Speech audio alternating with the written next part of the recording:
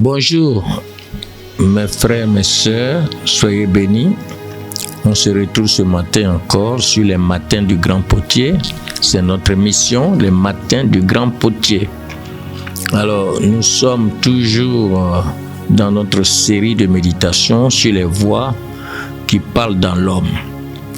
Nous sommes même, le grand thème, c'est la voix de la chair et la voix de l'âme. Et dans la voix de la chair et de la voix de l'âme, nous avons aujourd'hui la voix de la rancune. Hier, on a vu la voix de la victimisation. On va voir aujourd'hui la voix de la rancune. Voilà, la voix de la rancune, elle nourrit le désir de vengeance. Elle empêche l'homme de marcher dans le pardon et la paix de Christ. Nous allons lire Lévitique 19, verset 18 plutôt. Tu ne te vengeras point, tu ne garderas point de rancune contre les enfants de ton peuple. Tu aimeras ton prochain comme toi-même. Je suis l'Éternel. La voix de la rancune est une voix qui s'élève pour maintenir l'homme dans le ressentiment et le désir de vengeance. Surtout la revanche. Elle murmure, ne pardonne jamais. Tu dois rendre le mal qu'on t'a fait. Cette voix est destructrice parce qu'elle ferme le cœur à la miséricorde. Elle entretient la haine, empêche l'homme de goûter à la paix divine. La rancune est une prison intérieure. Elle garde les blessures ouvertes. Elle refuse la guérison. Et surtout, elle nourrit un cycle de vengeance.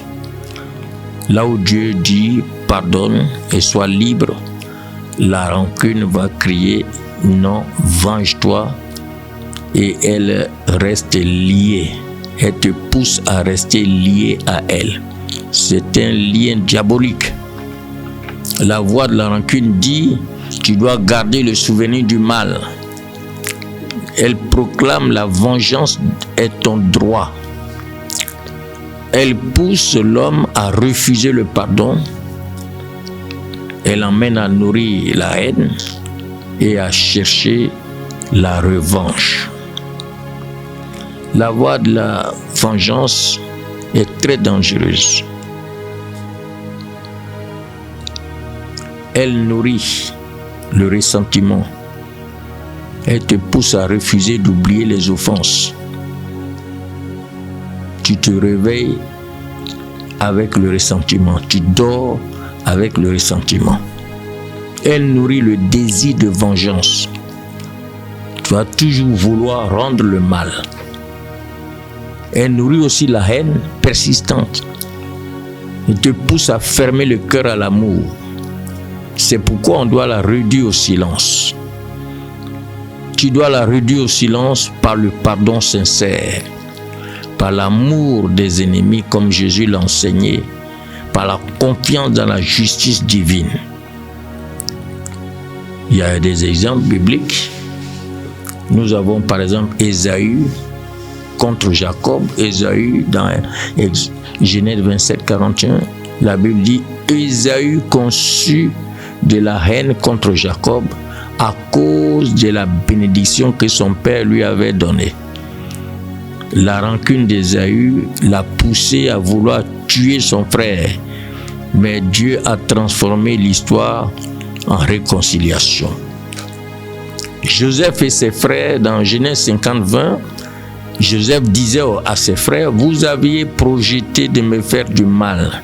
Dieu l'a changé en bien. » Joseph aurait pu nourrir la rancune, mais il choisit le pardon et il est devenu un instrument de salut pour ses frères.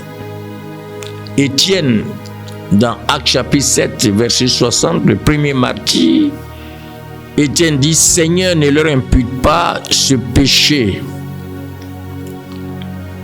Étienne a refusé la rancune. Même en mourant, il a manifesté l'amour de Christ. comment tu vas faire pour vaincre les voies de la rancune. Quelles sont les clés bibliques, les versets bibliques qu'il te faut pour vaincre la voie de la rancune? Tu as Matthieu chapitre 6, verset 14 à 15. Jésus dit, si vous pardonnez aux hommes leurs offenses, votre Père céleste vous pardonnera aussi. Donc la première des choses qu'il te faut, c'est le pardon. Le pardon est la clé pour briser la rancune. Luc 6, 27 nous dit, aimez vos ennemis, faites du bien à ceux qui vous haïssent.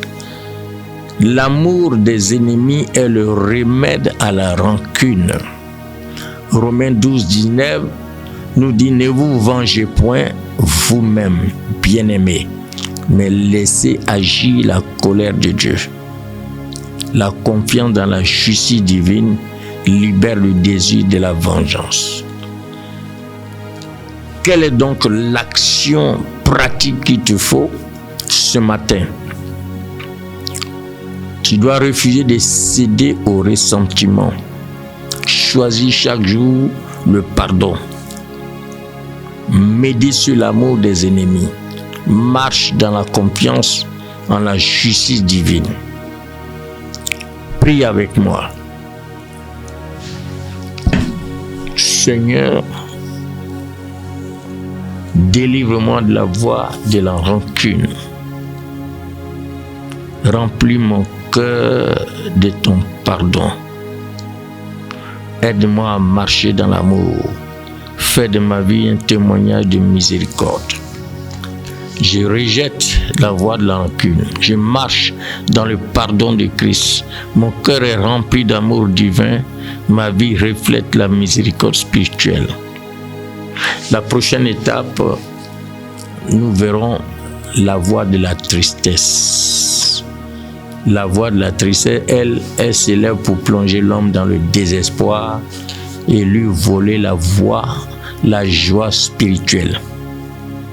Alors si tu veux être délivré, libéré et discerner la voie de la tristesse, ne manque pas au rendez-vous de demain matin. Que le Seigneur bénisse ta journée au nom de Jésus. Amen.